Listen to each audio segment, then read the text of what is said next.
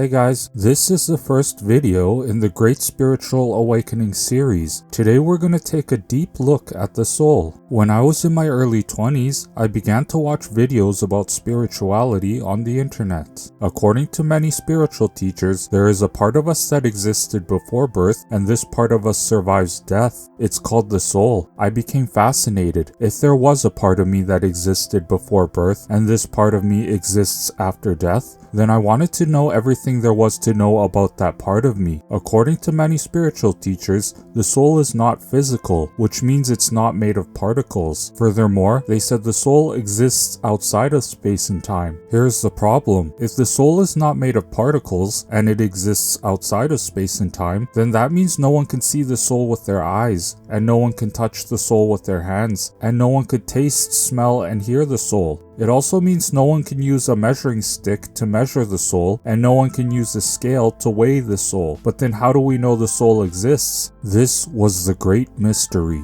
Several years later, I had a big aha moment. A light bulb went off in my head. Now I'm going to explain to you how we know the soul exists, but please be open-minded. I want you to imagine an apple. I want to ask you a few questions about your imaginary apple. Can I see your imaginary apple with my eyes? The answer is no. Can I touch your imaginary apple with my hands? Again, the answer is no. Can I taste and smell your imaginary apple? No and no. Can I hear my teeth biting into your imaginary apple? Again, we know the answer is no. Can I use a ruler to measure your imaginary apple? Obviously not. Can I use a scale to weigh your imaginary apple? No, I cannot. Lastly, if I put your imaginary apple into a bucket that is full of water, would the bucket overflow? The answer is no. What can we learn from this? You see, the imaginary apple is not made of particles. In other words, it exists outside of space and time.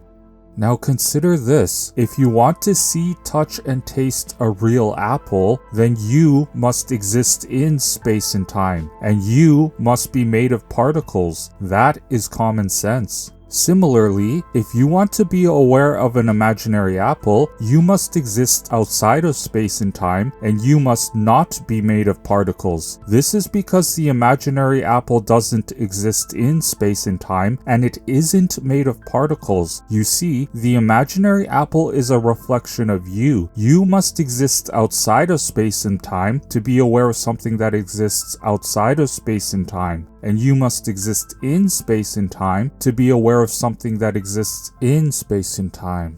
When we look inside the human brain, we don't see imaginary apples, but we do see brain activity. This brain activity symbolizes our thoughts and imaginations. It symbolizes the imaginary apple, but it isn't literally an imaginary apple. If the soul was made of particles, then you could put the soul in a jar and you could weigh the soul. You could take a picture of the soul and you could force it to react with other particles. But if the soul is not made of particles, then you wouldn't be able to do any of those things. Many people want to know how the soul is connected to the human body. How can something that isn't made of particles be connected to something that is made of particles? The answer is they are connected through symbols. When a soul is connected to the human body, we say the human being is alive. The heart is beating, the nervous system is functioning, the circulatory system is functioning, and all the other systems are functioning. But when the soul is no longer connected to the human body, we say the human being is dead. That is to say, the heart isn't beating, and none of the body systems are functioning. Therefore, we can say the soul is connected to the human body when the body is moving and functioning in certain ways. But when those movements and functions stop, the soul is no longer connected to the body. The body's movements symbolize the presence of the soul. This is how the intangible self is connected to the tangible self. There's one more interesting thing about the soul that I want to briefly talk about. Because the soul isn't made of particles, and because the soul exists outside of space and time, you cannot destroy the soul. A bullet will not destroy the soul, and explosives won't destroy it either. In fact, nothing can destroy the soul. Similarly, you cannot create the soul. You cannot use wood to make a soul. You cannot use rocks to make it. Water won't work, and metal won't work either. either. Nothing can create the soul. That means the soul cannot be created and it cannot be destroyed. That is a fascinating statement.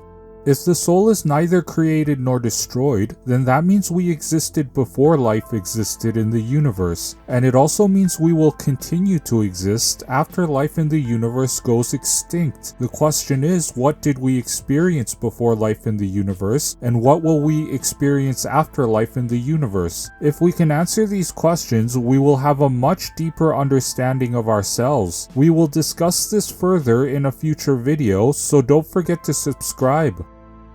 Hey guys, if you're looking for a thought-provoking spiritual book, check out The Great Spiritual Awakening. The link is in the description. And in the next video, we will learn about why people fail to find the spiritual truth. Click on the thumbnail to watch the video. And last but not least, have an amazing, wonderful day.